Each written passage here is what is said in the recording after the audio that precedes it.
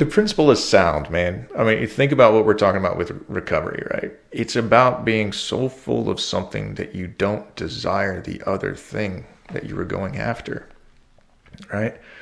You want to talk about dopamine. How do we kill the addiction circuit? When you're so full of being a human being and you are surrounded by other people that love and cherish you in recovery and in mental health and everything, and then you're confronted with something to use, you don't have a reason to. There's no driving force to do it. Last week I was on travel and I was stuck driving around looking for a restaurant by all these bars. And for the first time in, frankly, a couple of years, I drove around for an hour thinking about nothing but drinking. And I was like, wow. But even though I was thinking about drinking, I had no compulsion whatsoever to do it because I was full of life. I was full of recovery and I was full of people that are around me. And that's, to me, is the recipe for recovery and the recipe for success. And how do we deal with dopamine cycles of addiction? Is to get so full of love and positiveness, you don't have room for anything else. And yeah, I did go there, Mike. So anyways. Full or empty? I mean, you know what? It's sage-like wisdom. Paint it whatever color you want. Wisdom is wisdom.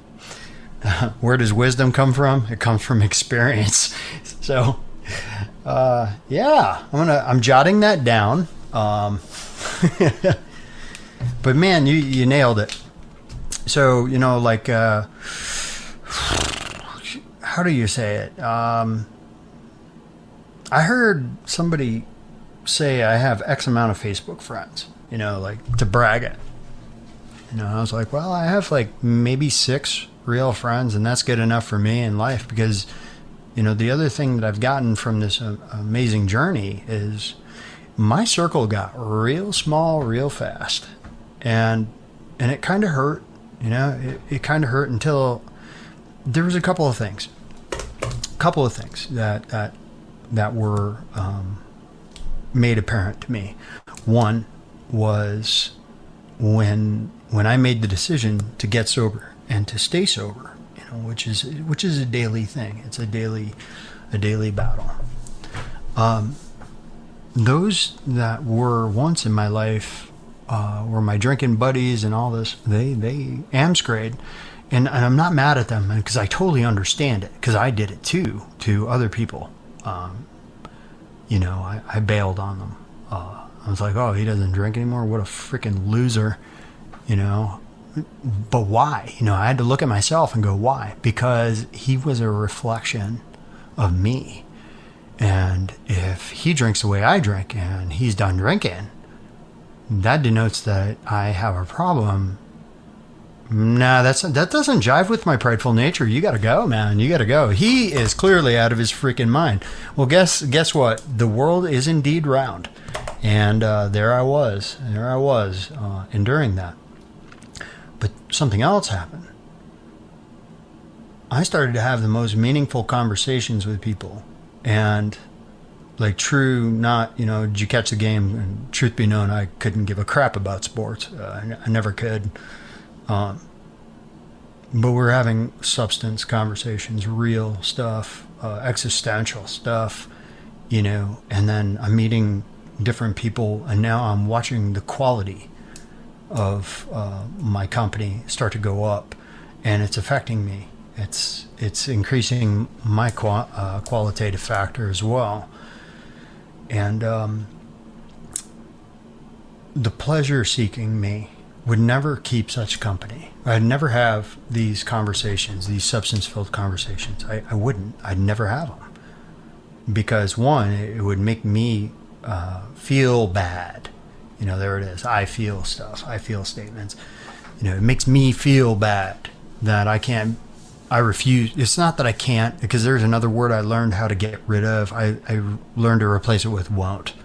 But I won't get on that level with those people, because then I'd have to confront self. And it's very interesting. And it's not because I'm righteous. I'm not righteous. I am the antithesis of righteous. But what I am is very good at being imperfect. And I continue to be imperfect. But you know what? the quality of what I have in my life now is directly proportional to my mental health. And that mental health is directly proportional to beheading my pride on the altar of life. You know, instead of surviving my life, I'm living my life for the first time ever. You know, that's what I got from it. And, you know, I get to meet quality individuals like John. Like how John and I met was complete happenstance. It was through the, you know, sobriety network of our good friend Don, who is, he is a fitness freak and an amazing human being. And Don's like, you got to meet my buddy John. You guys got to talk. And next thing I know, you know, like we're hitting it off, and we're having these. He is a bunny chaser like I am. Like, oh my God. And then the next thing you know, we're talking about the Matrix, and then we're going into theoretical physics, you know, but it's like 2 hours went by. What happened? It was because we were present, you know, we're being present in that moment. And what's interesting about before, I wanted to touch on it earlier, is like when you jump into my DeLorean in the past, and I could still go to it from time to time. So like when you get into my DeLorean and time travel, this is my time travel. If I go to the past, it's full of regret and things I coulda, shoulda, woulda. And then I go to the future, and it's doom, gloom, and freaking, you know, DMV lines and all that.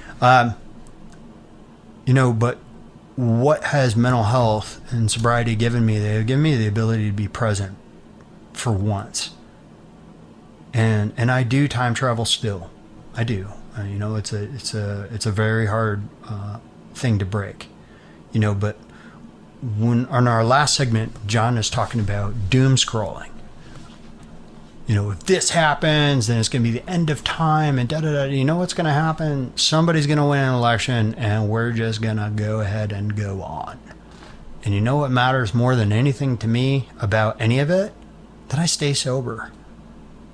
And I live my life as best I can and try to do the next damn right thing and try to be a little less selfish and self-seeking.